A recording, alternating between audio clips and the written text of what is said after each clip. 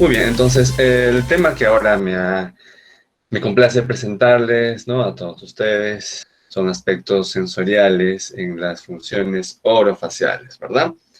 ¿No? Agradeciendo nuevamente a Miriam, a María, ¿no?, y a sus coordinadores en general, ¿no?, a Valeria también, ¿no?, por permitirme estar con ustedes ahora en sus hogares. A ver, empezamos.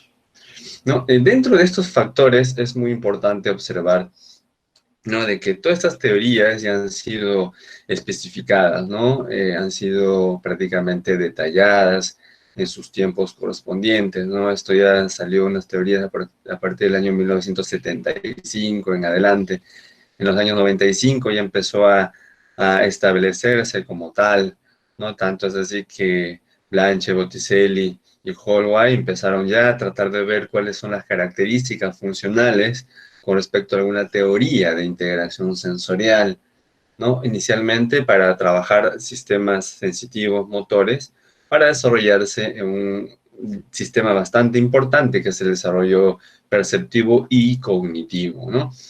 Y anteriormente se estaba manejando solamente los tres sistemas, tanto el sistema táctil, propioceptivo y el sistema vestibular, ¿no?, como una situación incipiente dentro del factor de integración sensorial, ¿no? Para ello, Bundy, ya en el año 2002, empezó a manejar ciertas características relacionadas al sistema táctil, ¿no? Entre ellos, observar de que existen diferentes tipos de situaciones emocionales, ¿no?, que pueden transgredir algún tipo de alteración o caracterización específica a nivel propioceptivo táctil. Tanto es así que empezaron a ver diferentes tipos de situaciones, ¿no? Niños agresivos, niños muy pasivos, una serie de situaciones relacionadas al grado de hipersensibilidad o hiposensibilidad, ¿no? Entonces aquí ya empezaron a ver específicamente, ¿no?, de estas características comportamentales del niño, en el cual se puede determinar diferentes tipos de estímulos, en este caso los estímulos proprioceptivos, ¿no? Se ha hecho una presentación específica, por ejemplo, aquellos niños que tienen hiporresponsividad, ¿no?, también van a estar relacionados directamente a la deficiencia en el movimiento corporal, a la velocidad, a la dirección de sus movimientos, con ciertas torpezas, en general, ¿no?, ciertas limitaciones relacionadas a grupos musculares, no solamente musculares generales, también a nivel orofacial, que eso vamos a complementarlo después. En el 2017, Salas y Benavides ya empezaron a tallar un poquito mejor el sistema de propioceptivo como tal, ¿no? Mencionan de que prácticamente todo esto está realizado por todo nuestro cuerpo, ¿no? Y desde situaciones muy cotidianas como vestirse, comer solo, ir a los servicios, ¿no? Entonces, es muy importante tener todo este proceso previo a algunas actividades finas, ¿no? Entonces, también esto es muy importante observar de que tiene un proceso de adaptación, ¿no? Por ejemplo, tenemos las situaciones de andar en bicicleta, nadar, jugar fútbol, aquellas actividades que el niño tiene que estimularse, ¿no? ¿Para qué? Para que tenga un adecuado nivel propioceptivo, tanto a nivel sistema grueso como a nivel fino. Entonces, la idea es esas actividades poderlas realizar, que lastimosamente ahora no se están realizando, ¿no? Bueno, mucho menos ahora en cuarentena. Entonces, ya vamos viendo de que ese sistema propioceptivo como que está, entre comillas, pausado. Pero aquellos niños pequeños que todavía tienen esa dificultad, habría que ver si esto causa alteraciones a futuro también, que dicho sea de paso, que sí las va a causar, ¿no? Y por último, Binetti en el 2015 enfocó un poco el sistema vestibular relacionando directamente a las características específicas a nivel del octavo par craneal, ¿no?, con respecto a lo que son los ejes de verticalidad y todo ello, ¿no? Y diferenció, ¿no?, de que cada niño es propiamente establecido con un sistema vestibular diferenciado. Valga decir de que estas características tienden a tener una similitud o una completamente diferencia entre cada uno de estas personas, ¿no? Por ejemplo, tenemos niños que se adaptan muy bien a juegos muy bruscos, por ejemplo, a los juegos mecánicos, ¿no? Aquellos columpios que son bastante forzados, toboganes, etcétera. Entonces, hay otros niños que prefieren estar mucho más tranquilos, ¿no? En el cual solamente van a estar de una manera sedentaria, haciendo videojuegos, por ejemplo, ¿no? Y hay otros que sí les gusta atrapar, treparse, saltar, correr, hacer actividades sociales. Significa que el sistema vestibular se está siendo adaptado según la característica de cada niño, ¿no? Entonces es muy importante observar. Ahora, dentro de estos factores encontramos también alteraciones, ¿no? Alteraciones específicas como denominadas disfunciones, ¿no? Sensoriales. Aquí entra a trabajar directamente la doctora Hannes Aires, ¿no? Que, como les comenté, en el año 79 empezó a hacer estudios específicos con respecto a lo que es la interferencia sensorial, ¿no? A diferentes tipos de modalidades, ¿no? Tanto los sentidos que ya lo conocemos. Sin embargo, ya en 2006 empezó a trabajar otros tipos de sistemas sensoriales, como por ejemplo aquí, ¿no? El sistema vital, el sistema kinestésico, por ejemplo, el equilibrio térmico, ¿no? Cosa que si nos damos cuenta, todas estas características son alteradas en patrones cognitivos, neurológicos, ¿no? Por ejemplo, el equilibrio, ¿no? Gran parte de estos niños tienen una alteración específica para manejar un poco el equilibrio dinámico y estático a nivel corporal. A nivel térmico podemos definir de que existe una irregularidad, ¿no? Tanto simpática como parasimpática a nivel del sistema nervioso periférico, en el cual el niño, por ejemplo, con parálisis cerebral, le es complicado establecer un patrón específico térmico. Quiere decir de que hay situaciones en el cual, por ejemplo, en la situación del invierno, el niño está caliente, ¿no? Y en situaciones de verano está completamente frío. Entonces existe prácticamente una situación bastante complicada en poder buscar un equilibrio térmico en ellos. Y eso es por una alteración de tipo sensorial.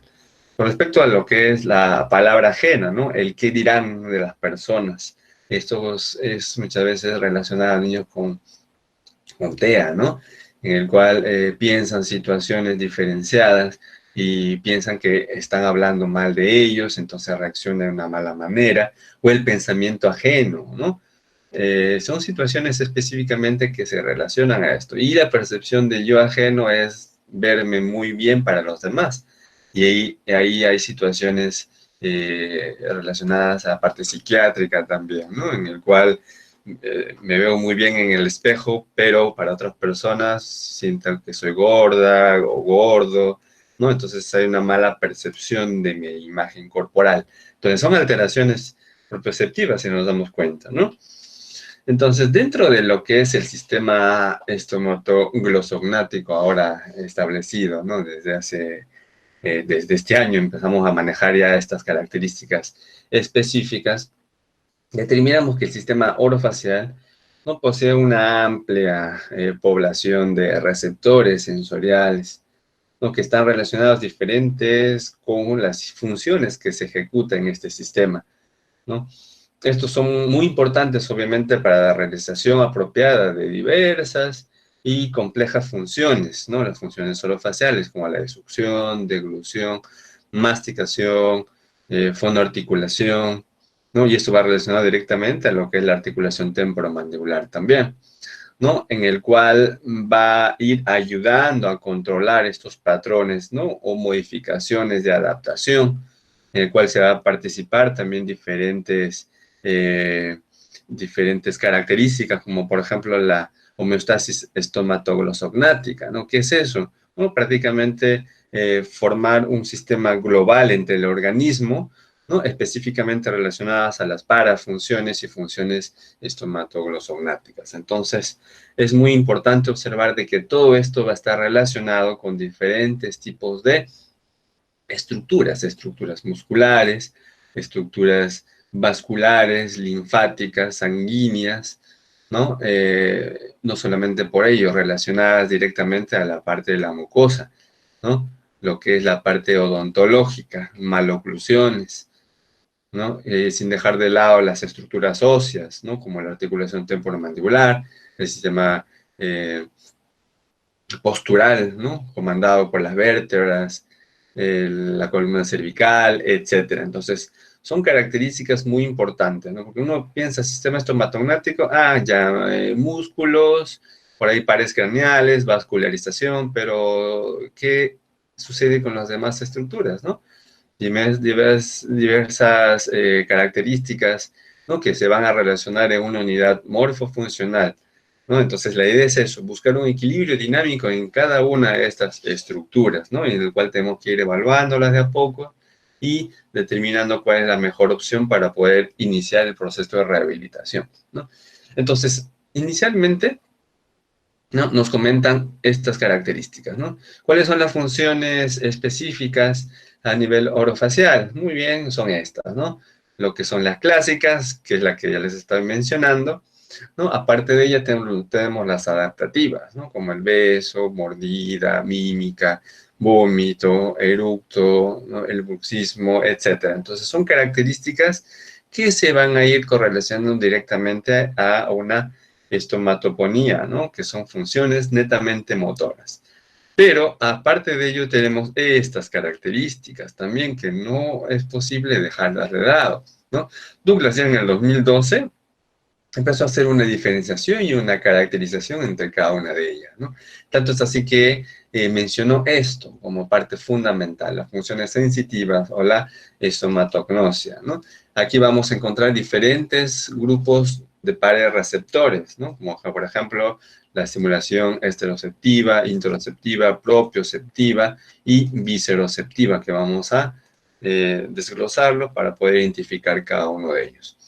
Dentro de todas estas características, ¿no? Encontramos algo muy importante, ¿no? Siempre cuando uno va a hacer un patrón de evaluación, ¿no? Siempre es importante observar cómo son la adaptabilidad sensorial de este niño, ¿no?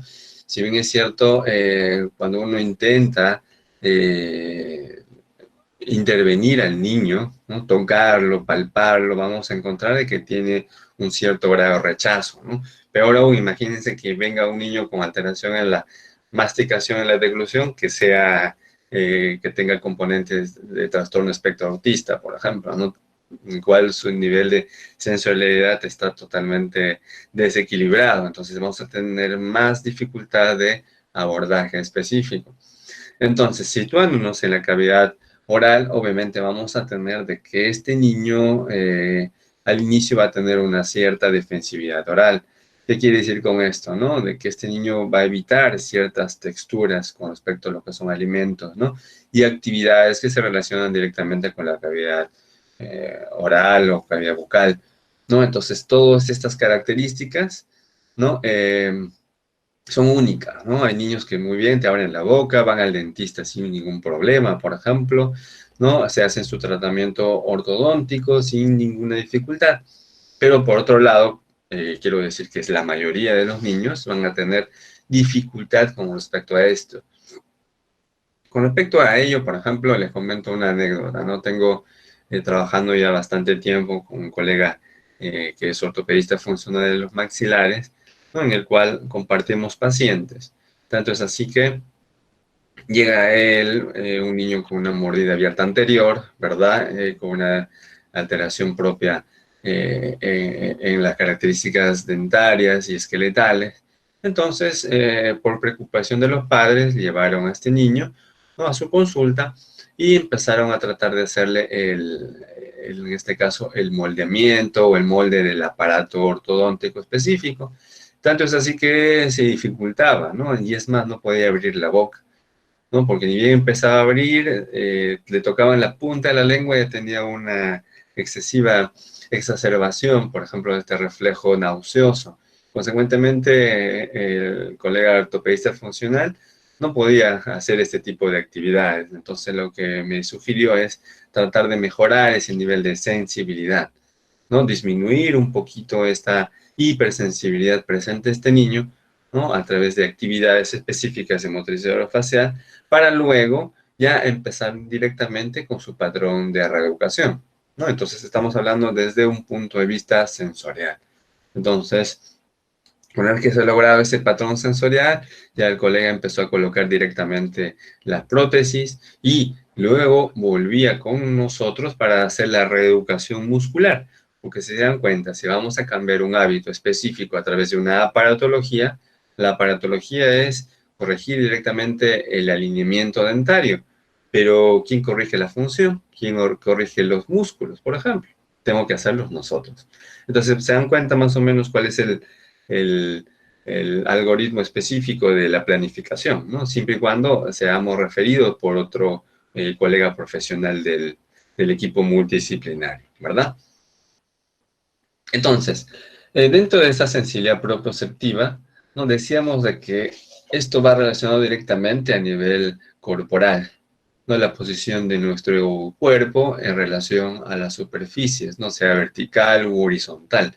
Pero con respecto a lo que es a nivel orofacial, es muy importante considerar esto, ¿no? El patrón específico que se relaciona directamente a la cintura escapular.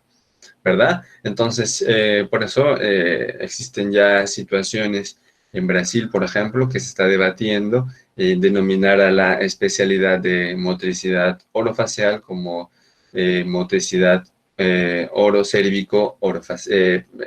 cérvico-orofacial, ¿no? En el cual se va a trabajar directamente componentes específicos a nivel de vértebras cervicales, por ejemplo, porque esto va a estar en relación directa con la mandíbula y con la parte anterior, donde está la laringe, obviamente. Entonces, significa que si tenemos una contractura a nivel posterior, incluso puede causar alteraciones de la voz, ¿se dan cuenta? No unas disfonías ocasionadas por tensión muscular, simplemente. Entonces, a veces eso no nos damos cuenta, ¿no? Y simplemente identificamos la estructura, ¿no? Y empezamos a ver qué es lo que sucede, pero, y si observamos, tenemos una alteración a nivel posterior, ¿no? Que esto hace que cause alteraciones en otras partes del cuerpo, ¿no? Por eso es muy importante hacer el trabajo multidisciplinario, ¿no? Hemos estado ya haciendo diferentes charlas multidisciplinarias, por ejemplo, en el cual invitamos a un kinesiólogo, en el cual nos identifica directamente, por ejemplo, la alteración postural, incluso hasta de un metacarpiano, ¿no? A nivel de los huesos del pie, que pueden causar alteraciones contralaterales o ipsilaterales a nivel de la articulación temporomandibular, ¿no? Entonces, esto incluye lo que es el patrón específico de la modulación postural dentro de un patrón corporal adecuado, ¿no? Entonces, es muy importante tener esto. Imagínense, ¿no? Si tenemos un niño con alteración neurológica, necesariamente tiene que ser observado por un kinesiólogo, de manera que nos va a permitir adaptar ciertos patrones para mejorar, obviamente, nuestro trabajo fonoaudiológico también, que es muy importante. Dentro de la sensibilidad propioceptiva, a nivel del sistema estomatoglossognático, vamos a tener diferentes tipos de sensaciones. Estas sensaciones que se dan a nivel muscular, a nivel tendinoso, a nivel de las articulaciones, en particular de la ATM, ¿no? Entonces aquí es muy importante tener un equilibrio específico a nivel corporal y reflejo. ¿De qué? De los músculos agonistas, antagonistas y sinergistas, ¿no? Ahora, ¿qué son estos músculos? Si se dan cuenta, situémonos en una función específica, la de masticación. Entonces, al tener un patrón de masticación, a veces siempre se pregunta, ¿no? ¿Cuáles son los músculos de la masticación? Entonces, por ahí nos comentan del temporal, el macetero, ¿no? Y los tiroideos. Pero yo pregunto, ¿eso es solamente la situación de elevación, ¿no? Pero que tenemos otras características también, ¿no? La de descenso mandibular. Aquí tengo una maqueta, esperen un segundo.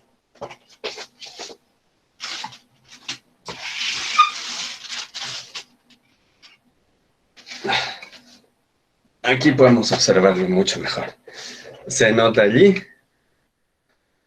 Perfecto, muy bien. Esto es una maquetita que hice ya para las actividades que realizo, ¿no? A través de la actividad práctica para determinar específicamente qué es lo que sucede dentro de nuestro patrón corporal a nivel de musculatura, ¿verdad? Entonces, decíamos, si hacemos un patrón específico de masticación, como es en este caso, por ejemplo, en el cual tenemos la apertura directa de la mandíbula, observamos los músculos masticatorios, ¿verdad? ¿Cuál de ellos son? Entonces, para determinar estos grupos masticatorios, vamos a definirlos como músculos elevadores, músculos depresores de la mandíbula, ¿verdad? En el cual los músculos elevadores están conformados por el músculo macetero, el músculo temporal y la musculatura, aquí tenemos, ¿no? Los pterigoideos, tanto externo como los internos, que lo vamos a ver por debajo de la base, ¿verdad? Entonces, estos músculos hacen la elevación de la mandíbula. Pero ¿quién hace la depresión? Estos musculitos de aquí. ¿Se dan cuenta? Los músculos infrayoideos que permiten, ¿no?, del descenso de la mandíbula cuando se produce una contracción, ¿verdad? Entonces son músculos que se van relacionando. Por ejemplo, si vamos a hacer el acto de elevación mandibular, ¿qué es esto?, ¿no? Vamos a ver que los músculos agonistas son los que se realizan la función. Estamos hablando en este caso del macetero, del temporal, ¿no?, entre otros músculos. Y los antagonistas son los músculos que hacen los movimientos contrarios. En este caso, los que permiten relajarse para la activación de los otros. Y los músculos sinergistas tendrían a ser todos los músculos, ¿no?, que están a nivel de la cara, ¿no?, que simplemente no participan, ¿no?, pero hacen movimientos de fijación, por ejemplo, dentro de ese patrón masticatorio. ¿Sí? Entonces, con esto es un tema muy importante de poder analizar. Y siempre cuando tenemos una alteración específica, por ejemplo, en función a nivel orofacial, tenemos que identificar, ¿no?, cuál es el músculo agonista, cuál es el músculo antagonista y cuáles son los sinergistas para regularlos. ¿Qué es lo que sucede, por ejemplo, cuando tenemos un niño con alteración neurológica que quiere masticar? Entonces, aquí vamos a tener una deficiencia, ¿no? Si tenemos, por ejemplo, un reflejo de mordida aumentado, entonces el comando nervioso hace que el niño intente abrir la boca, pero el reflejo sumamente es más grande, tanto es así que cierra la boca. Entonces significa que los músculos agonistas y antagonistas están funcionando a la vez. Consecuentemente, no vemos ningún tipo de patrón de movimiento, ¿no? Entonces, es muy importante analizar todas estas características, ¿verdad? Y así sucesivamente, ¿no? Vamos viendo cómo es el patrón bolsinador, el patrón facial, ¿no?, el patrón del velo del paladar. Se dan cuenta, tenemos que empezar a analizar ciertas cosas, ¿no? Y para esto, obviamente, tenemos que conocer la parte de anatomía y fisiología muscular, estomatoglosomática, ¿verdad? Dentro de este desarrollo de la sensibilidad vamos a encontrar de que ya a partir de la 8ª y 12ª semana empiezan a tener diferentes tipos de receptores, tanto del gusto o del tacto. Y principalmente esto ya se relaciona en el acto materno-lactante, ¿no?, en el cual existe el primer contacto del pezón con los labios del niño. Entonces, encontramos a que a los 6 años ya prácticamente esto está madura, ¿verdad? Y entre los 12 y 15 años ya se produce una maduración completa. Es muy importante observar esto, ¿no? Y hay estudios actuales en el cual mencionan que entre los 12 y los 15 años se puede producir también una maduración alimenticia y masticatoria adecuada, ¿no? Esto es muy importante y nuevo también, ¿no? ¿En qué sentido? Porque anteriormente a los 8, 7 años iban a terapia algunos niños con deficiencia masticatoria, ¿no?, o con una alteración en la masticación. Y uno hacían ciertas actividades y a veces salían muy bien, otros que se retrasaban. Pero vemos de que esta masticación aún no era madura, ¿no? Que obviamente en los últimos años ya se está estableciendo esto, ¿no?, que la maduración masticatoria es en esta edad, entre los 12 y 15 años. Significa que anteriormente a ello existe una adaptación masticatoria, ¿no?, en el cual obviamente está en un proceso de evolución y en el cual no debemos de interferir, salvo que se haya una alteración específica, ¿no?, como un cuadro de disfagia relacionado al cuadro de una deficiencia alimentaria, etcétera, ¿no? Pero siempre y cuando tenemos un patrón de desarrollo adecuado del niño, esperar el proceso de maduración. Y esto va a estar en relación directa con los dientes, ¿no?, en el cual los dientes en este caso permanentes, ya empiezan a brotar y en esa edad son los que se estabilizan, ¿no? Entonces, una relación muy importante con la parte odontológica en relación a la función masticatoria. ¿Eh? Dentro de ello tenemos aquí, ¿no? La corteza sensorial primaria para poder identificar el proceso estereognóstico, ¿verdad? Entonces, la motora que está aquí al lado y la primaria sensorial está en la parte más posterior, en el nivel parietal. Entonces, esto nos va a permitir ciertos procesos sensitivos motores complejos, ¿no? Como una reacción muscular que se produce obviamente a nivel de lengua. Vamos a buscar situaciones aferentes y se relacionan con diferentes áreas de la corteza cerebral, ¿no? Que puede ser auditiva a través de un recuerdo auditivo o un recuerdo visual en el cual se va a correlacionar y observar una situación eferente. ¿Qué quiere decir con esto, no? De que tenemos que tener experiencias previas dentro de un proceso estereognóstico, de manera que nos va a permitir identificar qué cosas, si es un alimento, por ejemplo, la forma, el tamaño, ¿no? El gusto, ¿no? Diferentes tipos de sensaciones que pueden ser diferentes para cada persona. ¿Qué es lo que sucede, por ejemplo, cuando vamos a comer algo nuevo, ¿no? Una comida, qué sé yo, tailandesa, ¿no? Encontramos ahí cositas raras y vamos de frente y lo comemos. No, primero lo vamos a mirar, vamos a observar, escuchamos qué es lo que nos dicen, qué cosa es, por ejemplo, y luego empezamos a palpar. Pero inmediatamente no vamos a colocarnos dentro del bocado y masticarlo, ¿no? Lo que vamos a hacer es sentirlo, eh, tratar de ver la dureza, la textura, qué es lo que tiene, ¿no? Etcétera. Entonces, es un proceso, ¿no? De aprendizaje que todo niño debe realizarlo también. Obviamente con cosas nuevas que se va viendo. Y si tenemos un niño neurológico con mayor énfasis, ¿no?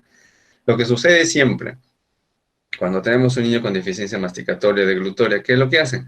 Lo hacen una especie de puré, ¿no? Puré todo mezclado, licuado, ¿no? Tanto es así que este niño no se estimula, ¿no? Visualmente, porque ve siempre un color medio marrón, que es la mezcla de todos los nutrientes, ¿no? Y de una sola textura. Entonces, imagínense 3 veces al día con esta situación. ¿Dónde están los estímulos gnósticos? No están bastante limitados. ¿Cómo está el sabor? Porque gran parte cuando uno empieza a hacer este puré o este preparado en licuadora, ¿no? Los sabores se unifican. Entonces no existe una reacción específica para cada sabor, ¿no?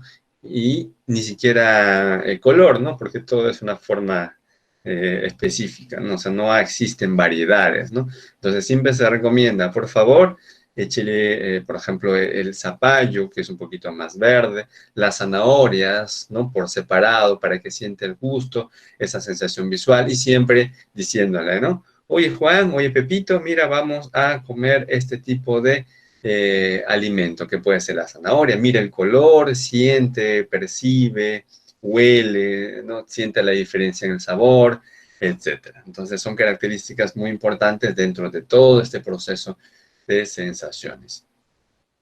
¿Qué es lo que sucede a nivel corporal? Tenemos diferentes tipos de situaciones previas a la percepción, ¿no? No se olviden que lo importante es el estímulo que se le presenta a este niño, ¿no? O a esta persona con ciertas limitaciones, el cual va a haber una decodificación dependiendo de su gradiente, ¿no? Hay niños que decodifican muy rápido, otros que se demora mucho, ¿no? Entonces, esto va a representar directamente algunas sensaciones internas que pueden ser aprendidas o nuevas, y esto nos va a permitir una percepción específica del alimento. Entonces, estas 4 funciones del proceso sensorial son muy importantes, ¿no? Y esto va a permitir, obviamente, un adecuado control de movimiento, en este caso que puede ser masticatorio, una regulación también de las estructuras internas, como puede ser una adaptación, o muchas veces un cierto rechazo de algunos niños con ciertas limitaciones, ¿no? Y el objetivo de estas 4 funciones es mantener la activación. ¿Qué quiere decir con esto? De que en todo momento tenemos que estimular, estimular y estimular el trabajo que se viene realizando. Y esto va en relación directa a una acotación muy importante. Toda actividad que se hace en terapia es muy importante reforzarlos también. ¿Reforzarlos de qué manera? Llevando pautas para la casa, porque en el mejor de los casos la atención es diaria, en el mejor de los casos digo, ¿no? Porque por lo general las atenciones son 2 veces a la semana, 3 veces a la semana, ¿y cuánto tiempo? Entre media hora a 1 hora, por decir. Pero estas actividades, tanto de adaptación sensorial como muscular, tienen que hacerse prácticamente unas 3, 4 veces al día. Entonces se va a dejar actividades por escrito a los padres de familia o a los cuidadores que tienen que hacer este tipo de actividades, ¿no? Según se indican, 3 o 4 veces al día para ganar esto, ¿no? El mantenimiento de esta actividad. Y esto a su vez regula las estructuras internas y controlan directamente el movimiento, ¿no? Que a la larga se busca como resultado específico de nuestro proceso de rehabilitación, ¿verdad? Sin dejar de lado esto, ¿no? De que existe una serie de neuronas, específicamente entre la corteza y el proceso de recepción, ¿no? En el cual tenemos receptoras ganglionares, segmentarias y tálamo corticales. O sea, si entramos a neurología aquí vamos a tener bastante tiempo de confinamiento en poder observar ciertas cosas, ciertas características, pero no está por demás de que empiecen a buscar un poquito más de información sobre fisiología relacionada a lo que es el sistema orofacial, ¿sí? Dentro de ello vamos a encontrar nuevamente este sistema de ramas trigeminales, ¿verdad? Entonces, por ejemplo, aquí tenemos el nervio, el par craneal quinto, que es el trigémino, con sus diferentes ramas. Solamente, por ejemplo, una. Ahora yo pregunto, ¿cuáles son los pares craneales relacionados a lo que es el acto, por ejemplo, de, de masticación y deglución? O las que se interfieren directamente con el sistema estomatoglossognático. Por ahí me van a decir el quinto, muy bien, ¿no? Que va relacionado directamente a la parte mandibular. Por ahí me dirán, por ejemplo, el séptimo, ¿no? Que va relacionado directamente al patrón motor. Por ahí me dirán el glosofaringio, que nos va a permitir la actividad sensitiva, ¿no? Y no solamente eso, la elevación del huevo paladar. Por ahí me dirán el décimo, que se va a encargar de la cooptación del espacio glótico, ¿no? Para favorecer el acto deglutorio. Por ahí me dirán el 12º par, ¿no? Que está encargado directamente del movimiento de la lengua, ¿verdad? Motor de la lengua. Y yo pregunto, ¿nada más? ¿El auditivo se correlacionará con algún tema? Claro que sí, porque es un medio de información específica, ¿no? En el cual es muy importante decirle al niño con ciertas limitaciones, ¿no? Oye, vamos a empezar a comer esto, vamos a comer unas palomitas de maíz, vamos a comer algo dulce, un refresco que te guste, etcétera. Entonces es un medio de canal muy importante de ingreso. Yo pregunto, ¿el olfativo es importante también? Claro que sí, que nos va a permitir, obviamente, percibir estas relaciones con otros tipos de alimentos. El visual, y el visual estamos hablando del propiamente visual, el motor ocular común y motor ocular externo, que nos va a permitir visualizar el alimento. Claro que sí, ¿no? También está incluido, por eso siempre se recomienda, ¿no? Dar de alimentar a un niño en posición vertical, en el sentido que tenga, digamos, una visión directa al cuidador o al padre de familia. Porque gran parte de los padres que vienen a veces, el niño está aquí abajo, el papá le está dando de comer. Consecuentemente, este niño está tratando de mirar al papá. Entonces, al hacer este cambio visual, ¿verdad? Ya está cambiando el patrón postural cervical. Consecuentemente, le está trayendo una mala adaptación en su función de deglución, por ejemplo. Entonces, siempre permanecer en función específica a nivel del rango, el horizonte del padre, ¿no? Que está dando de alimentar. ¿Qué más me falta por aquí? El espinal, ¿no? El espinal tendrá que ver eso. Claro que sí, que son los movimientos específicos a nivel del hombro. Si bien es cierto, hay muchos estímulos que están muy sobreestimulados, tanto es así que empieza a tratar de hacer este movimiento el niño cada vez que hace una deglución. Entonces los movimientos de cabeza y movimientos de hombro directamente están relacionados con el espinal.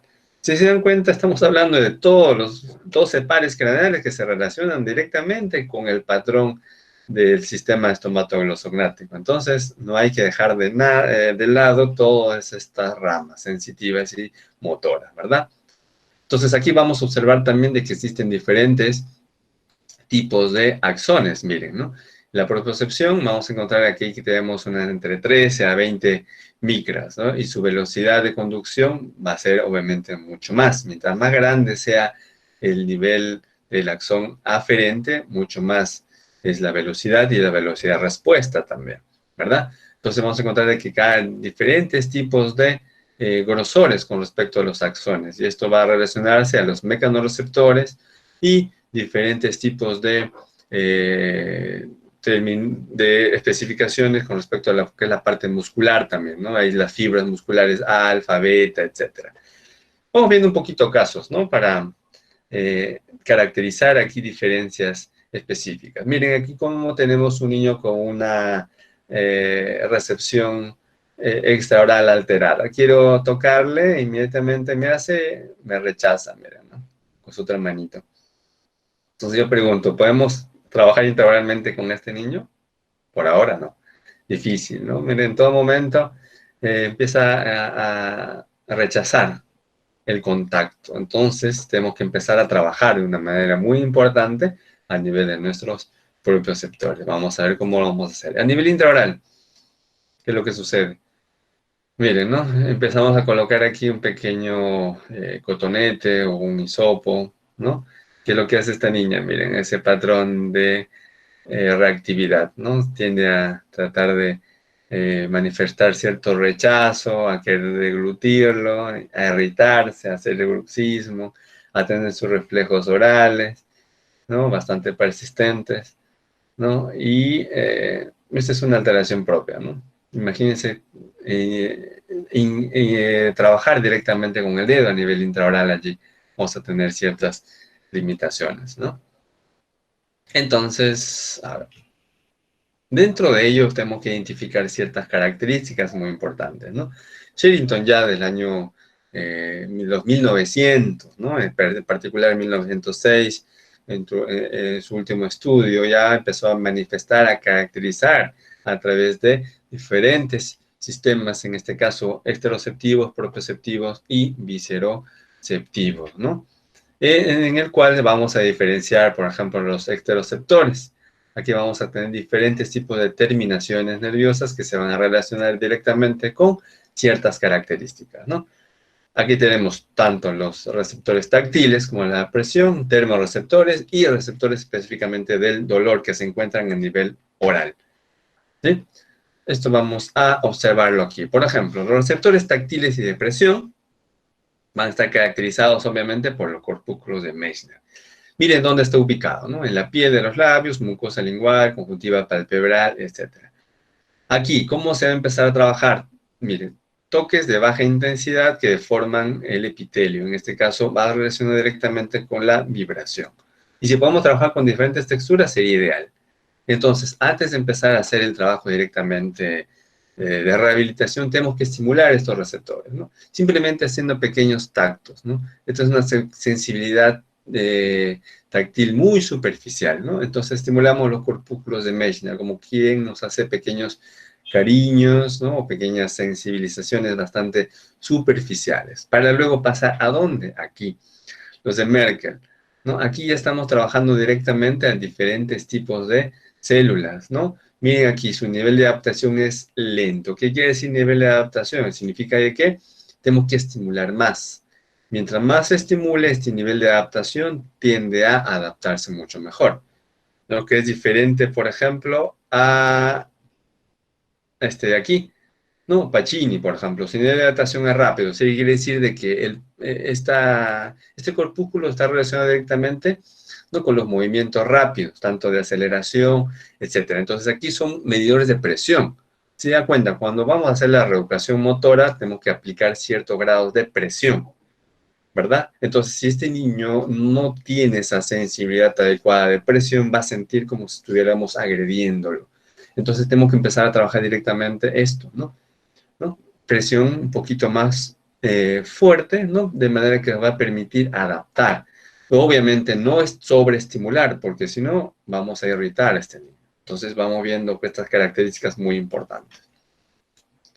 Y por último tenemos aquí los receptores sensoriales a nivel del cabello, ¿no? Esto ya nos va a dar directamente específico en aquellas personas, por ejemplo, que tienen adultas, ¿no? Con barbas, ¿no? O con situaciones de folículos pilosos ya un poquito más intensos. Tanto así que podemos empezar a trabajar directamente, ¿no? A través de la sensibilidad táctil de sus vellos, ¿no? Características que tenemos a nivel de cara o a nivel corporal. Pasamos a los termorreceptores. Aquí vamos a encontrar ciertas características muy importantes, ¿no?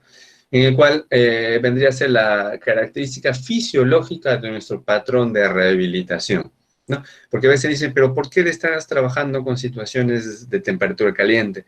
¿Por qué? Por ejemplo, o temperaturas frías, como es en este caso los corpúsculos de Krauss, ¿no?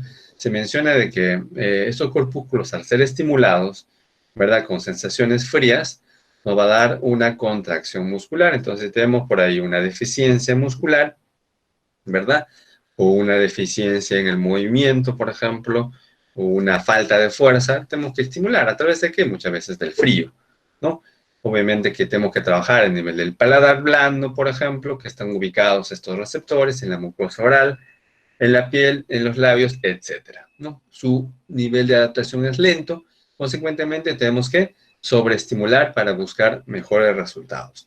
Por otro lado, tenemos los Ruffini, ¿no? Estos corpúsculos que nos va a permitir, obviamente, buscar un grado de relajación muscular, ¿no? Esto ya es una característica fisiológica que nos va a permitir, ¿no? Utilizar el calor para buscar medios de inactivación muscular, disminuir esa fuerza muscular, mejorar directamente la relajación muscular. Y si un nivel de adaptación es lento, significa que tenemos que sobreestimular más para buscar este grado de relajación.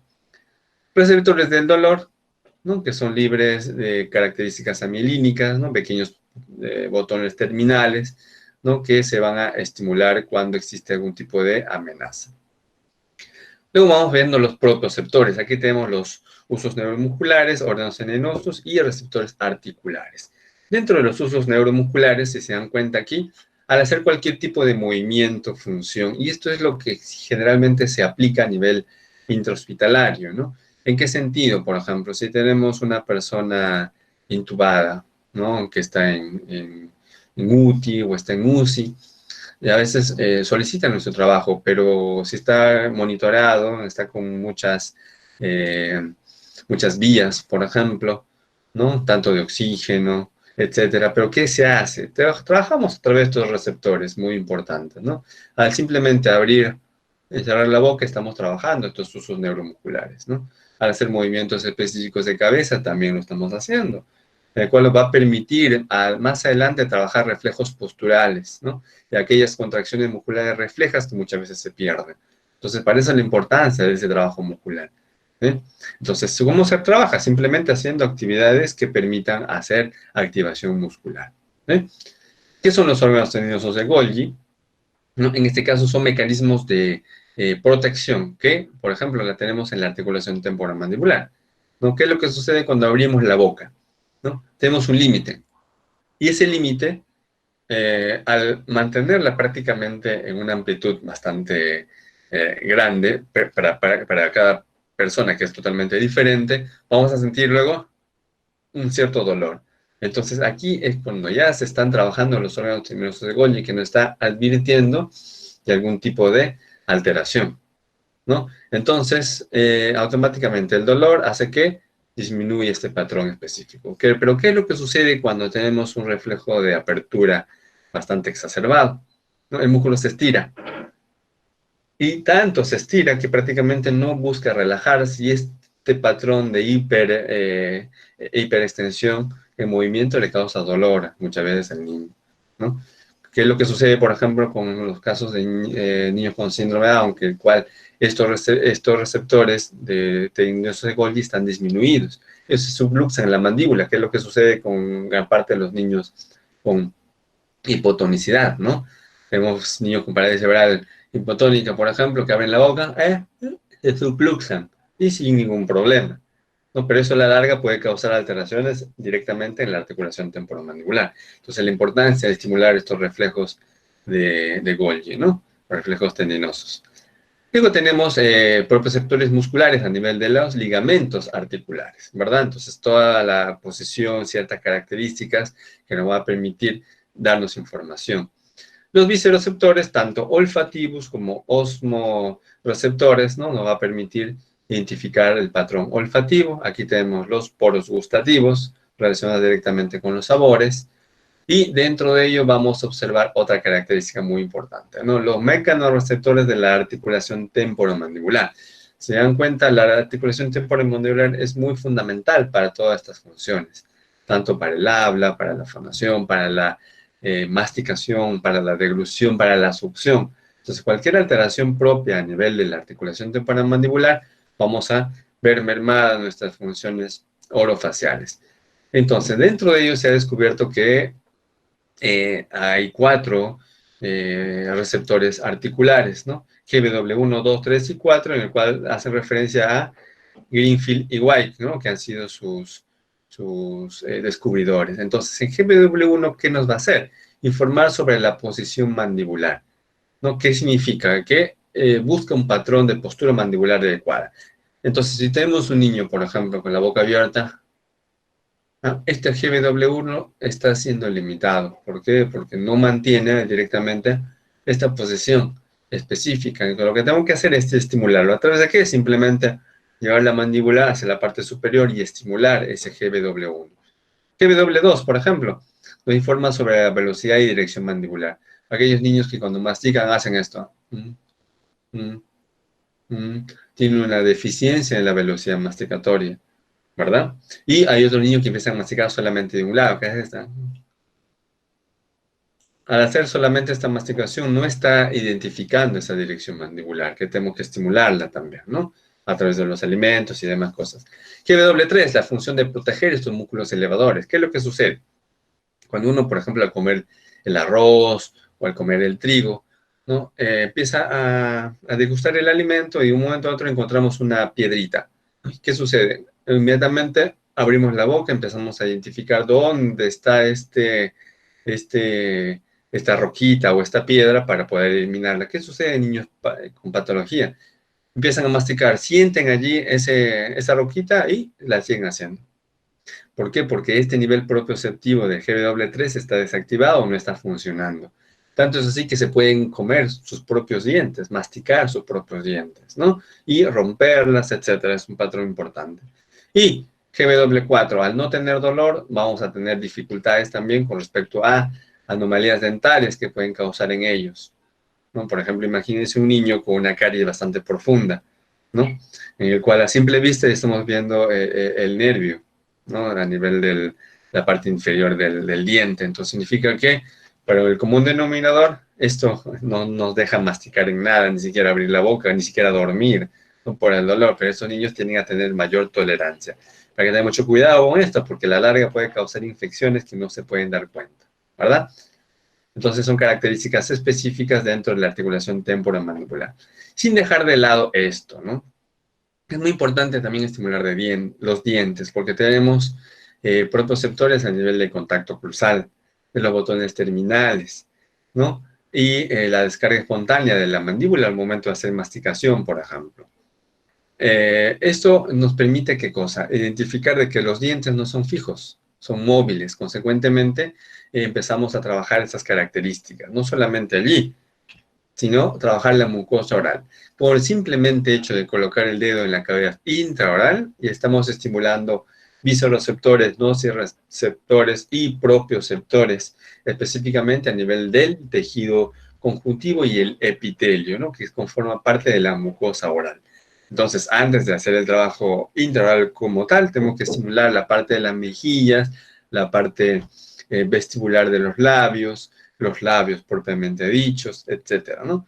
Porque tenemos diferentes tipos de mucosas, ¿no? Una cosa es trabajar directamente con el mecanismo bucinador en su mucosa y otra cosa es trabajar directamente, por ejemplo, en la mucosa de la lengua, que hay diferentes tipos de aspectos con respecto a las especificaciones musculares y propioceptivas, ¿no? Miren, En la lengua también tenemos propioceptores. Tenemos que estimular la base de la lengua, la parte anterior, la parte posterior, las partes laterales para buscar cierto grado de importancia. Y esto simplemente se puede hacer como, por ejemplo, la autohigiene, ¿no? Durante el momento de hacernos los lavados de los dientes, se sugiere también asear la lengua. Esto va a permitir adaptar, ¿no? Y tolerar un poco esa situación sensitiva a nivel intraoral. En los labios también la tenemos, tanto en el labio superior, inferior, a nivel perioral, etc. Mucosa de los carrillos, ya decíamos. En el paladar duro, también que es muy importante observar. En el paladar blando existen propioceptores, se dan cuenta de la importancia del trabajo intraoral a nivel sensorial. Y miren también, el propioceptor de la mucosa retrolingual, significa que aquí ya no podemos llegar a nivel externa, ¿no? Con algún tipo de instrumento, porque prácticamente nos causaría cierta sensación de náusea, ¿no? O vómito en general, pero a través de la alimentación se va causando diferentes tipos de estímulo a nivel retrolingual, igual que la base de la lengua, la úvula, ¿no? Específicamente del istmo de las fauces, es muy importante estimular, tanto para la activación como la inhibición de estos reflejos, tanto de náusea o reflejos tusígenos, ¿no? A nivel de la tonsila palatina, que es muy importante observar también, etcétera. Entonces, todos estos procesos de estimulación previa nos va a permitir, ¿qué cosa? Modificar estos patrones de funciones, como vemos aquí, ¿no? Al momento de hacer un cuadro de alimentación, vamos a encontrar si este niño está con una deficiencia con respecto a estos receptores, mira, ¿no? Receptores GBW1, GBW2 totalmente disminuidos, ¿no? Mucosa en lengua, también. Obviamente estamos trabajando haciendo un análisis de tipo sensorial, porque motor definitivamente vamos a encontrar que falta fuerza y todo lo demás. ¿Dónde está el patrón del movimiento del cierre labial? Deficiente también, ¿verdad? A ver. Ya. Luego tenemos aquí con respecto a lo que es la succión. ¿No? Al observar aquí, por ejemplo, vamos a encontrar que tenemos una solución pobre. Miren, ¿por qué? Porque no existe prácticamente un cierre adecuado de los labios. Existe prácticamente una deficiencia en los patrones receptivos a nivel del velo del paladar, de la lengua, porque no está controlando muy bien ese cierre, o mejor dicho, la cooptación del alimento, ¿no? Miren, no forma prácticamente el hundimiento que se produce en el momento de hacer la deglución y el falta de cierre de los labios, ¿no? ¿Por qué? Porque la mandíbula siempre está en forma descendida, pese aún que tiene reflejo de succión, ¿no? Pero no es adecuado. ¿Qué es lo que sucede aquí en el proceso, por ejemplo, de sensibilización intraoral? Veamos una pequeña galletita, ¿no? Y como que siente, ¿no? Totalmente raro, porque es una textura diferenciada. Miren el patrón corporal a nivel cervical, está lateralizada, una mala postura, y prácticamente no está haciendo masticación adecuada, simplemente está formando el bolo, presionando la lengua contra el paladar, ¿no? Y notan que prácticamente tiene el alimento fuera y no identifica, ¿no? Que tiene algo allí dentro.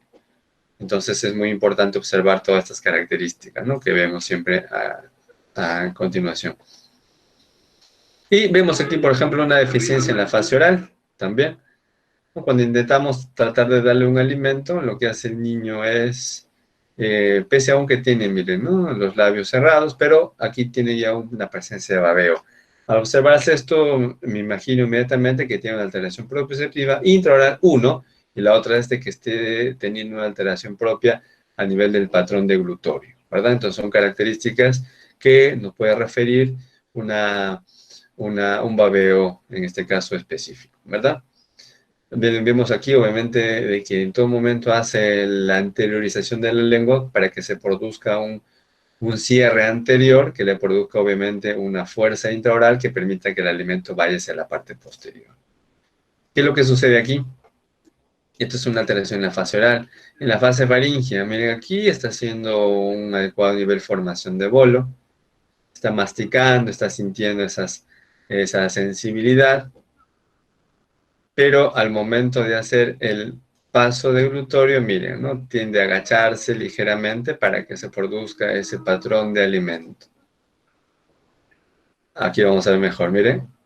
Ya quiere pasar, se agacha. Al momento de inclinar la cabeza, favorece a su patrón de glutorio. Entonces, es una nena bastante pequeña que está adaptando, ¿no? su patrón, el movimiento cefálico para que produzca su deglución. ¿Ven? Entonces, son patrones patológicos que suele observarse. ¿Sí? Entonces, si se dan cuenta, es toda una gama específica de actividades, tanto sensoriales, ¿no? Antes de trabajar la parte motora, tenemos que trabajar la parte sensorial, que es fundamental. Y la parte sensorial nos va a permitir trabajar desde muy temprana edad, y no solamente eso, trabajar de una manera intrahospitalaria también, ¿no? Haciendo estímulos propioceptivos sensoriales y, o sea, independientemente de que el paciente esté cognitivamente preservado o no, ¿no? Entonces, la parte sensorial es mantener estas funciones específicas para después, en el proceso de rehabilitación, sea un poco más sencillo, ¿verdad? Espero que haya sido claro.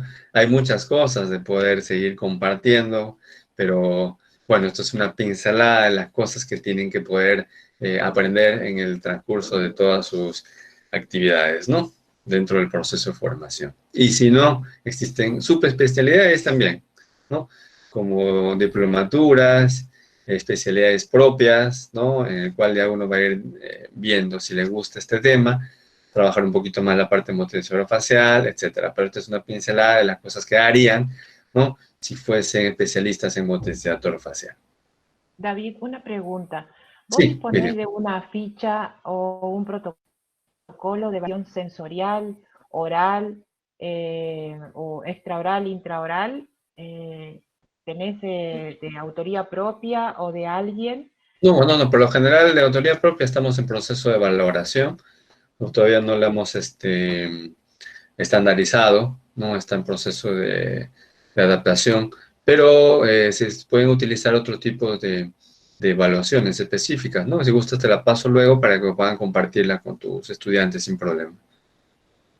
Bueno, Mm. Muchas la gracias. verdad que ha sido súper claro, han podido ver cómo integrar contenidos que vieron en primer año en sistema nervioso cuando se estudió, y la verdad que muy claro, y es un tema que has hecho una síntesis perfecta de un tema tan amplio y que da para muchísimo más tiempo, así que te agradecemos el esfuerzo por hacer una síntesis de algo tan complejo y que quede tan claro. Oh, gracias María, ¿no? Y haciendo, enfocando lo que acabas de mencionar, ¿no? A veces uno piensa de que ya las actividades que las llevo en primer año ya no lo voy a ver en segundo ni en tercero, pero al contrario, ¿no? Para observar esto en el proceso de rehabilitación tenemos que recordar todos los componentes de anatomía y fisiología, ¿no? Que a veces eso lo llevamos en los primeros años, y cómo relacionar Claro, directamente estos son a la contenidos que parte. se ven en primer año y que parece que después no tienen nada que ver con lo que sigue, y esto es claramente digamos, el modo, bueno, ahí lo estarás viendo cómo están agradeciendo a los alumnos No, sí, sí, gracias a ustedes. este, tu disertación, que bueno, para nosotros es un lujo, y bueno, te agradecemos la disponibilidad, bueno, todo, que hayas podido estar.